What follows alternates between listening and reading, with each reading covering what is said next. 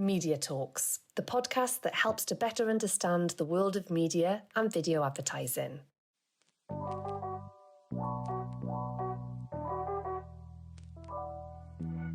Hello and welcome to the third edition of Media Talks. I'm delighted to welcome Thomas Leymann from GroupM in Germany.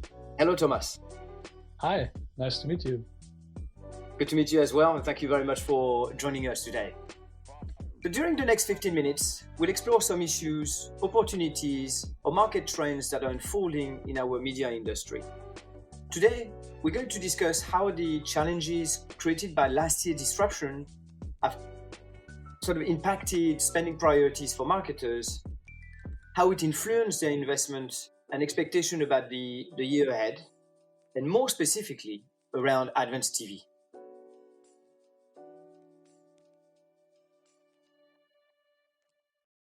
So Thomas, you've been with GroupM for quite some years, where you held a variety of roles within GroupM's competence center.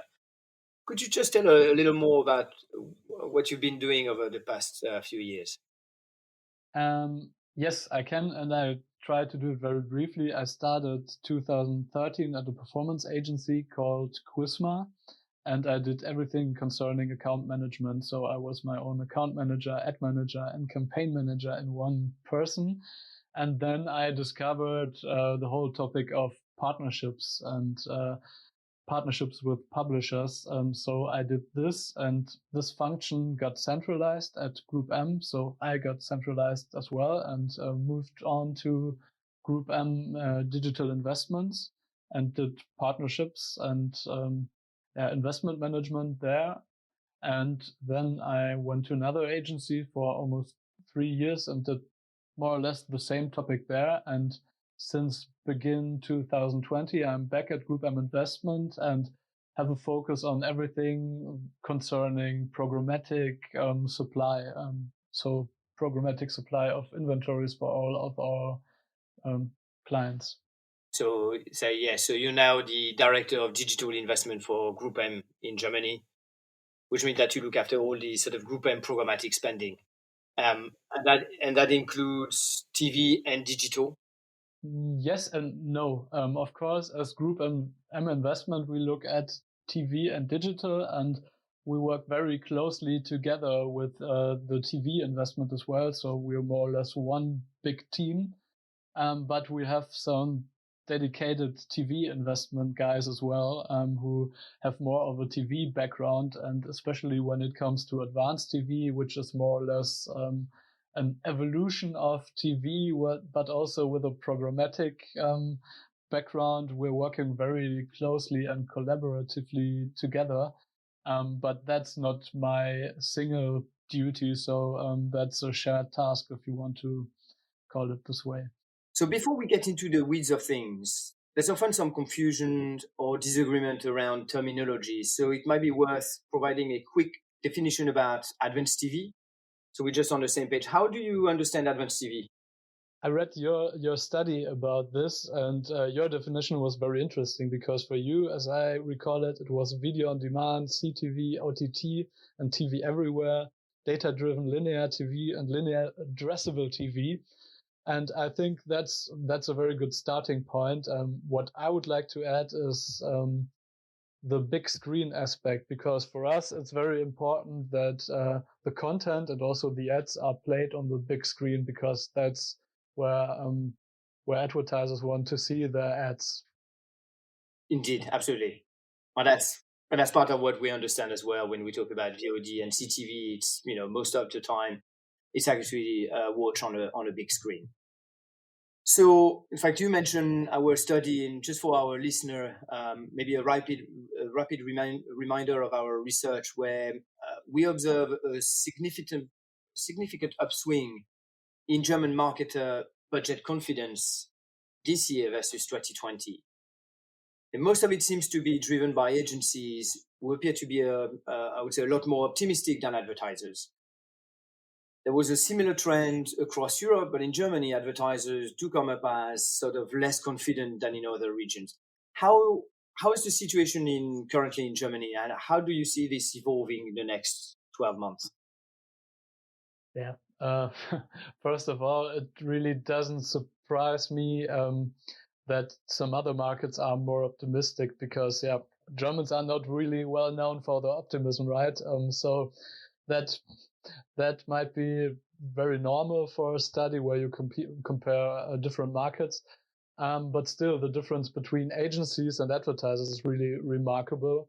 And I think one explanation might be that as an agency, of course, it's our task to identify trends and see trends faster than our clients do, because that's what we do for them. So maybe that's the whole point of it, because we see a pattern over many different clients and many sectors the clients are working in. So we see it faster and we see it over more clients, and the clients only see themselves or their own sector, which is very fine because they're very good at it. But I think we're just a bit faster in identifying the trend and the opportunities that advanced TV gives us. So that's one possible explanation. So, do you agree with the sort of optimism currently for the coming year, for the coming 12 months? Yes, I'm quite optimistic as well because I'm at the agency side, but nevertheless, I think we have some work ahead when it comes to really structuring the market and defining market standards and all this. But the trend, if I look at the trend, then I'm really optimistic because there's so much opportunity in this channel, and it started really well, I think 2 years ago, and the development is really impressive. So I'm quite optimistic. So you mentioned, about sort of, optimism was also around Advanced TV, and there seemed to be a very strong appetite for Advanced TV channel.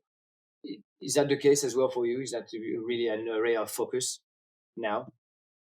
Yeah, I can understand the appetite for this because everything that gives us structure is very good, because as I imagine, Germans are not very optimistic, but we are very good at scaling things. So that's something that, I don't know, lies deep in us. But I think channels are just one means to execute campaigns, because what we really want to strive for is a data-driven approach for advanced TV. And I mean, clustering and all this is a very good beginning, but it doesn't, we really want to go into data-driven advertising here, and their channels are just one small step and not the whole answer to this issue. So, in fact, Advanced TV seems to be often used as to extend the reach of traditional TV campaign, but also for targeting specific audiences. How do you approach Advanced TV channel? That really depends on the client and where the client comes from, because at GroupM we have several clients, and some clients come from a very strong TV background and want to test this new channel. And then it's not good to start with a high-end setup. So you have to really start where the client is confident and what the client understands and what his KPIs that might be shaped from many, many years of TV advertising are good for. So we don't have one shop solution here. We have client individual approaches, which are very useful, because at the one end I mentioned the clients that have a TV background. At the other hand, we have some digital only clients who might have small budgets and didn't even consider to advertise on TV because of that fact. But now with the advanced TV, you are also able to reach your audience on the big screen because you don't have to invest so much money, because you can more granularly target your target group. So that are two very different approaches. And I think if you at this stage only focus on channels, then you don't really utilize the whole channel. So to answer your question, we don't have one channel approach. It depends completely on the client's targets and how he understands advanced TV.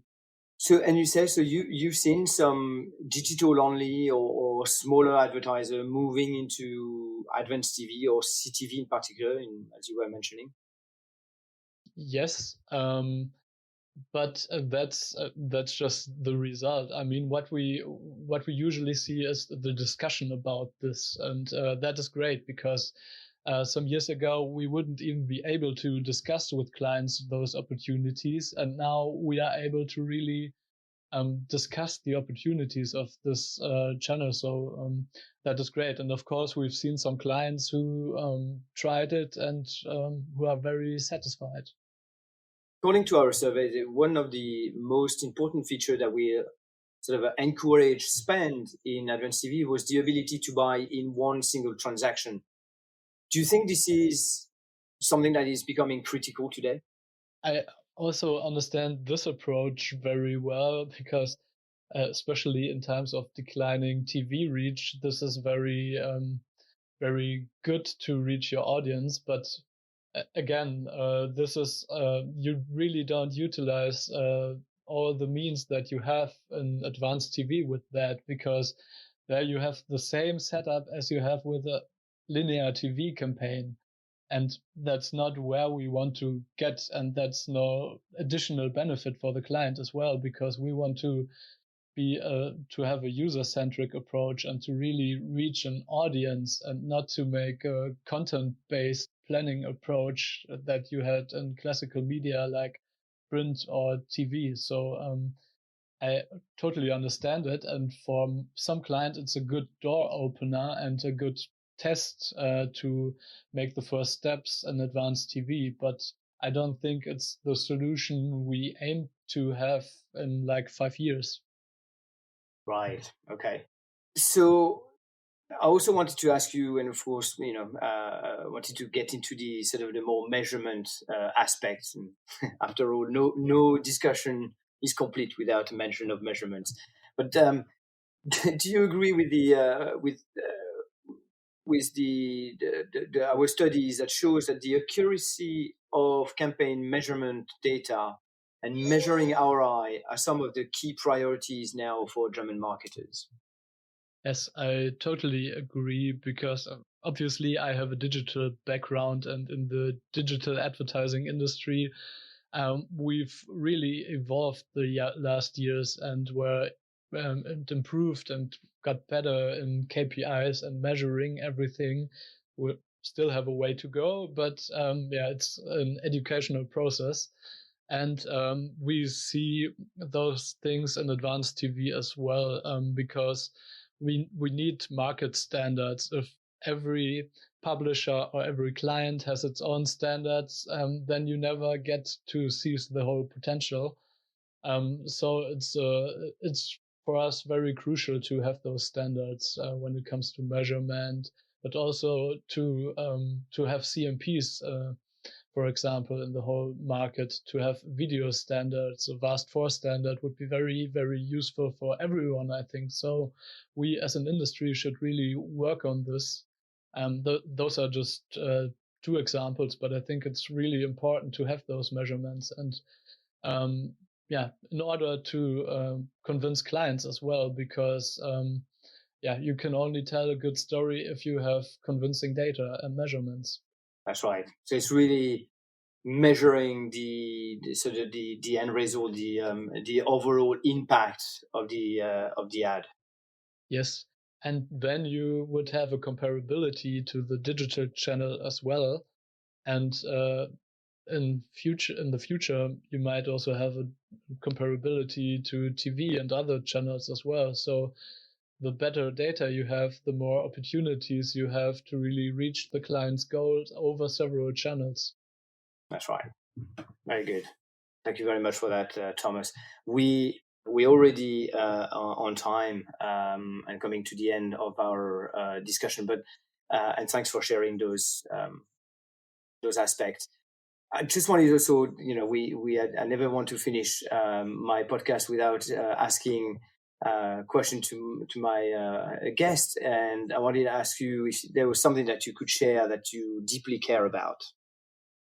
Oh, That's a good one, actually, because I'm a young father, so my son is 5 months old, and this is really life-changing for me. So you really prioritize everything in your life in a new way. So that's something where I spend a lot of time with, and which is very enriching in my life. And that's something I really care about a lot, and which keeps me very busy also. Indeed, yes, I bet. And that's your first one. Yes. Fantastic. Congratulations, Ben. Thank you very much. Well, thank you very much, Thomas. It's been a real pleasure to talk to you and hear your views and get some German perspective. It's not something that we hear very often. So thank you for being here. And of course, I wanted to thank you all our listener and all your encouragement and positive feedback. So please keep them coming in. And as always, if there's any topics you'd like us to address, please do get in touch and send us your suggestions. We're looking forward to our next Media Talk session in about a month's time, and which might be the last one of 2021. But until then, goodbye.